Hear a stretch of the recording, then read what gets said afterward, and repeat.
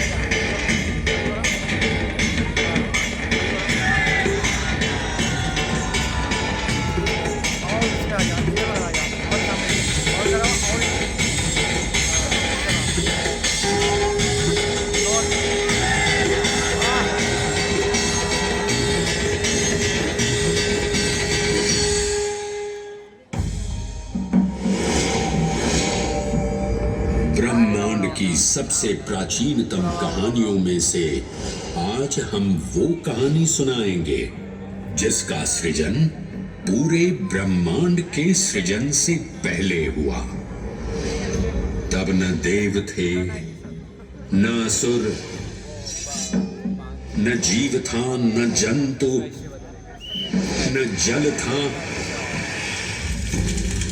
न अग्नि, न वायु, न भूमि। समष्टि के शून्य में विराजती एक शक्ति, कालातीत और कालों के नियंता।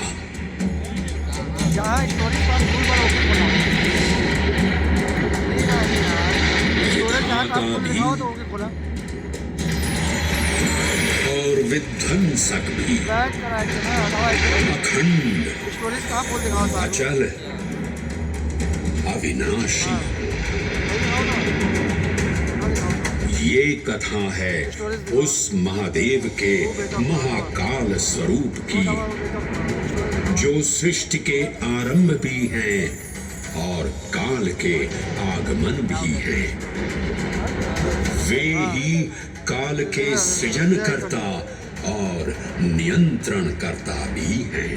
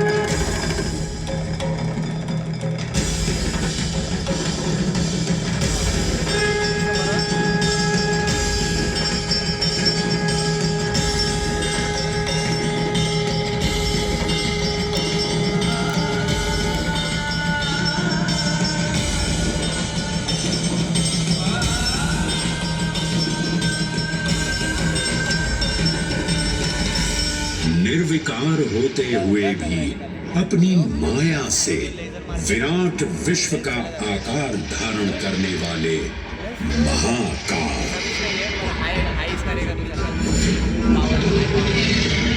मेरुगिरी को धनुष और भगवान विष्णु को बाण बना दैत्यों के 3 पुरों का नाश करने वाले महाकाल। वो महाकाल जो तीनों लोकों में विद्यमान सभी शिवलिंगों में प्रधान है।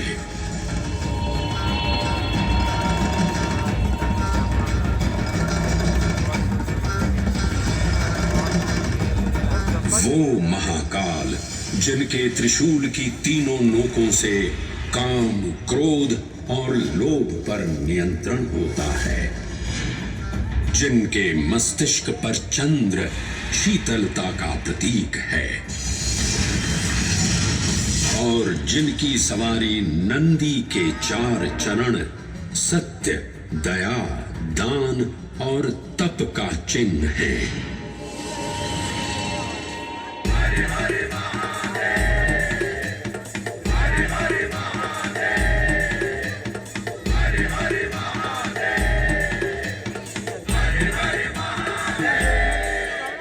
न पुण्यं न पापं न सौख्यं न दुःखं न मन्त्रो न तीर्थं न वेदा न यज्ञ अहं भोजनं नैव भोज्यं न भोक्ता चिदानन्दरूपः शिवोऽहं शिवोऽहम्।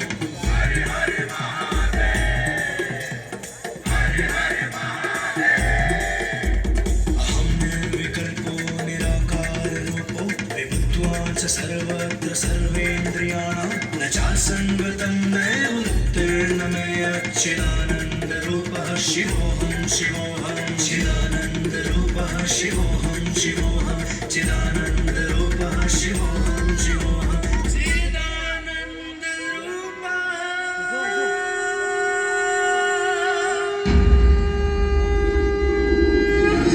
वराह पुराण में कहा गया है, नाभिदेशे महाकालस्तन्नाम्ना तत्र वै हरः, अर्थात नाभिदेश उज्जैन में स्थित भगवान महाकालेश्वर तीनों लोकों में पूजनीय हैं। आकाशे तारकाम लिंगम पाताले हाटकेश्वरम मृत्युलोके महाकालम सर्वलिंगम नमोस्तुते। आकाश में तारक लिंग के रूप में, पाताल में हाटकेश्वर के रूप में और मृत्युलोक में महाकाल के रूप में स्थित भगवान शिव को प्रणाम। समस्त लिंग स्वरूपों में विद्यमान भगवान शिव को सादर नमस्कार। नाभिदेश उज्जैन का अटूट बंधन है महाकाल के साथ, जो महाकाल स्तोत्र में उल्लिखित है। उज्जयिन्यां महाकालम महाकालेश्वरम हरम महाकालम महायोगिनम नमामि पार्वती पतिं। तो चलिए मैं आपको कथा सुनाता हूँ इसी महान उज्जैन, जिसे संस्कृत साहित्य में अवंतिका, विशाला, कुशस्थली, पद्मावती, कनक श्रृंगा, स्वर्ण श्रृंगा, प्रतिकल्पा, कुमुदवती और अमरावती के नाम से पुकारा गया। उज्जैन जो मनुष्य को मोक्ष प्रदान करने वाली 7 नगरियों में से एक है। उज्जैन जहां 84 महादेव का आशीर्वाद प्राप्त है। उज्जैन जिस पर सदा ही कृपा रहती है महाकाल की। यहाँ सतत क्षिप्रा नदी की निर्मल धारा बहती है। डमरू के नाद से जीवन को ऊर्जा मिलती है। घंटियों की झंकार मन को आनंदित करती है और यहाँ का आकाश शिव आशीष स्वरूप है। श्मशान ऊषर क्षेत्र पीठम तू मनमेव च पंचकत्र न लभ्यते महाकाल पुरद्दते। अर्थात यहाँ पर श्मशान ऊषर यानी अनुपजाऊ भूमि, क्षेत्र अर्थात पवित्र भूमि, पीठ यानी शक्ति स्थान और मन अर्थात आध्यात्मिक शांति का स्थल, पांचों एक ही स्थान पर उपलब्ध हैं। ये संयोग महाकाल की नगरी उज्जैन की महिमा को और गरिमामय बना देता है। उज्जैन के इस अलौकिक स्वरूप से प्रभावित हो महाकवि कालिदास अपने काव्य मेघदूत में लिखते हैं, हे जलधर, यदि महाकाल के मंदिर में समय से पहले तुम पहुंच जाओ तो तब तक वहां ठहर जाना जब तक सूर्य आंख से ओझल न हो जाए। शिव की संध्याकालीन आरती के समय नगाड़े जैसी मधुर ध्वनि करते हुए तुम्हें अपने धीर गंभीर गर्जनों का पूरा फल प्राप्त होगा। ये संध्या आरती जिसे कालिदास ने सराहा है अत्यंत महत्वपूर्ण है, क्योंकि ये वो प्रहर है जब सभी देवी देवता गंधर्व यहाँ उपस्थित होते हैं।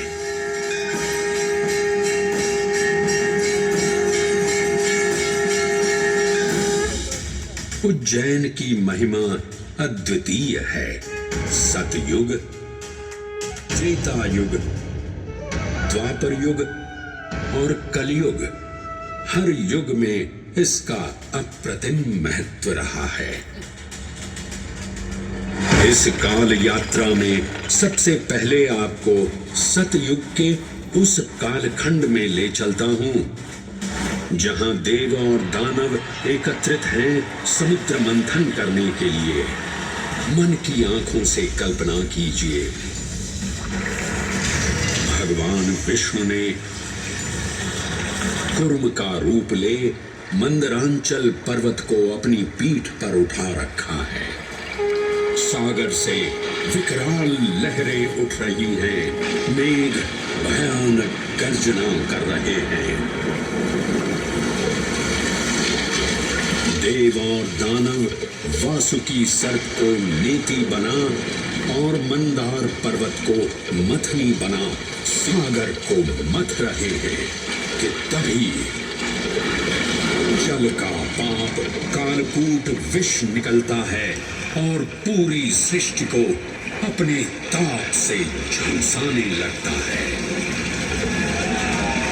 इस भयावह स्थिति ने देवताओं और असुरों के बीच हाहाकार मचा दिया। ये कैसा अनर्थ है? लक्ष्य था अमृतत्व का, पर अब मृत्यु की विकराल छवि हमारी आंखों के समक्ष मंडरा रही है। इस भयंकर संकट से केवल वही उद्धारकर्ता मुक्ति दिला सकते हैं जो समस्त विश्व के परम संरक्षक हैं। तभी सब महादेव की शरण में जाते हैं और पुकार लगाते हैं, ओम नमो भगवते रुद्राय।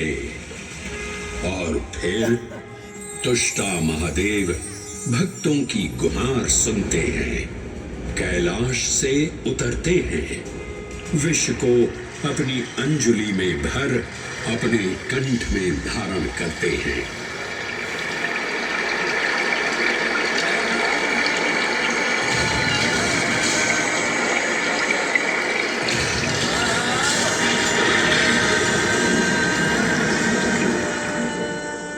अंततो गत्वा सागर मंथन से अमृत कलश प्रकट होता है।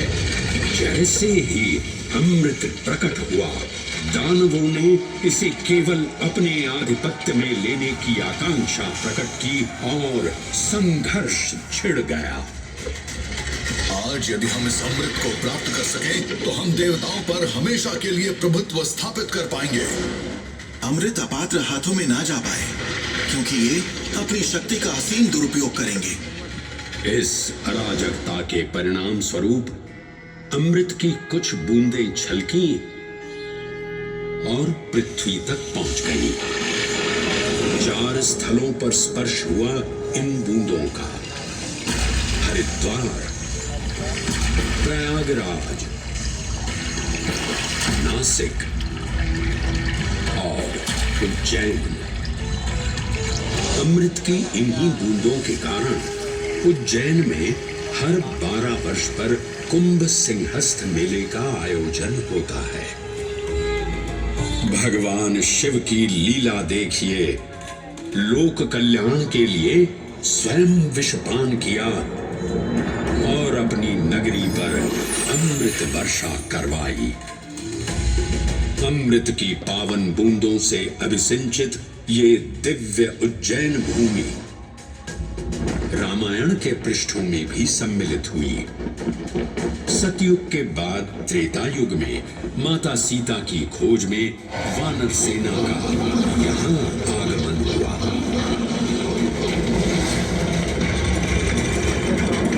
समय की इस यात्रा के माध्यम से अब प्रवेश करते हैं वाल्मीकि रामायण के किष्किंधा कांड में। उज्जैन जाने का खिला, उत्कल के क्षेत्र, दशर्न के नगर, आब्रवंती, अवंती और विदर्भ के राज्य, साथ ही माहिष्का के आकर्षक राज्य में भी पूरी तरह से खोजना होगा। एक युग भगवान विष्णु के राम अवतार से संपृक्त और अगला युग उन्हीं के एक और दिव्य अवतार से समरस होना, ये अद्वितीय संगम केवल उज्जैन में ही संभव था। परंतु एक क्षण ठहरिए और ध्यान से सुनिए। ये हैं महाकाल के 1008 दिव्य नाम। हाँ, मैंने काल चक्र को परिवर्तित कर दिया है और अब द्वापर युग का शुभारंभ हो चुका है। विस्मय पूर्ण हो जाएंगे ये जानकर कि महाकाल के इन नामों को स्वयं भगवान श्री कृष्ण ने रचकर पिरोया था। महाकाल सहस्र नामावली की ये अद्भुत रचना उस समय की है जब योगेश्वर कृष्ण, उनके मित्र सुदामा और शेषावतार बलराम ने अवंती नगरी में स्थित सांदीपनी ऋषि के आश्रम में वेद, वेदांत दर्शन और शस्त्र विद्या की शिक्षा ग्रहण की थी। कहते हैं कि भगवान श्री कृष्ण को अवंती ने ऐसा मंत्र मुग्ध कर दिया कि यहाँ 64 दिनों तक रुककर उन्होंने 64 विद्याएं और 14 कलाओं का ज्ञान लिया। उज्जैन का संबंध महाभारत से भी जुड़ा हुआ है। इस महान महाकाव्य के वन पर्व में उल्लेख किया गया है कि महाकालेश्वर मंदिर में स्थित कोटि तीर्थ जल का स्पर्श मात्र करने से अश्वमेध यज्ञ के समान फल प्राप्त होता था। और फिर परिवर्तन की इस अनवरत धारा ने एक नई कहानी लिखी। उज्जैन में उदय हुआ मौर्य वंश का। सम्राट बिंदुसार ने अपने पुत्र अशोक को उज्जैन का राज्यपाल बनाया और समय के साथ अशोक के शासनकाल में धर्म का विस्तार हुआ। मौर्य वंश के पश्चात विभिन्न राजवंशों, सम्राटों और नरेशों ने उज्जैन की सेवा की। उनमें से प्रमुख मालवागण और फिर गुप्त वंश ने यहाँ राज कर इसके वैभव में वृद्धि की। उज्जैन ने अपने भव्य तेज से जहाँ महात्माओं और शासकों को आकर्षित किया, वहीं इस नगर पर आतताइयों की दृष्टि भी पड़ी।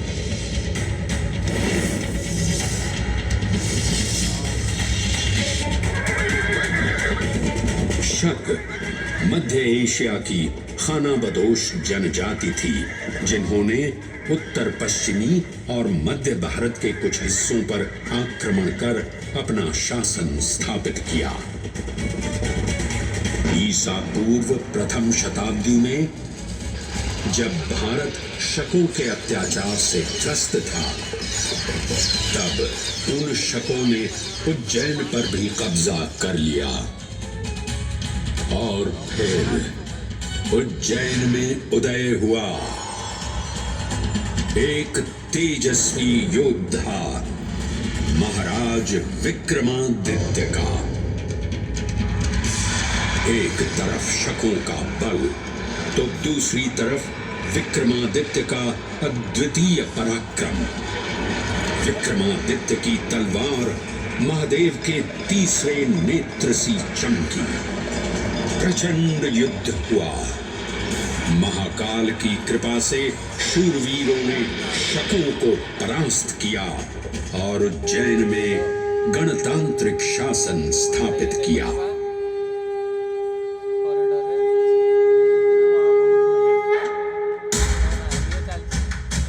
इन्हीं महाबली